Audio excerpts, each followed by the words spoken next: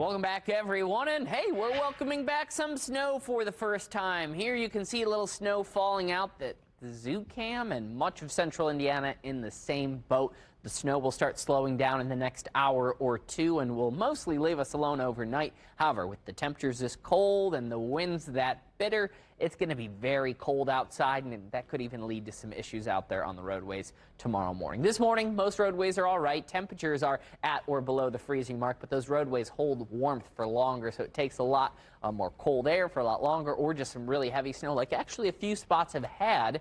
We'll show that in a bit. First, let's take a look outside again. It's not just the temperatures are cold. The wind out of the northwest, all at about 10 to 20 miles per hour, sustained wind gusts up to 25, 30. Looks like a lot of snow, but again, the storm tracker is picking up on just all the snow falling from the sky.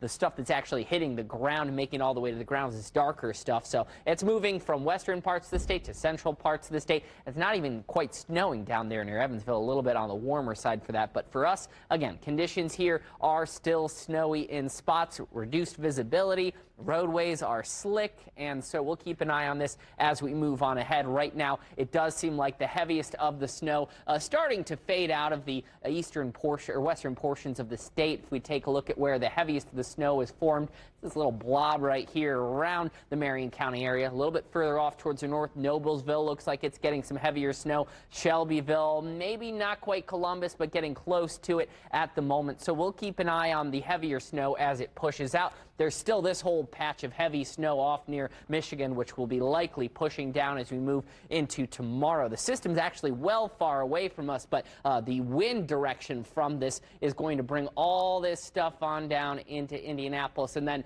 even on Monday afternoon, a new wave of snow coming in from the lake effect sort of push of wind from more so the northwest than just out of the north.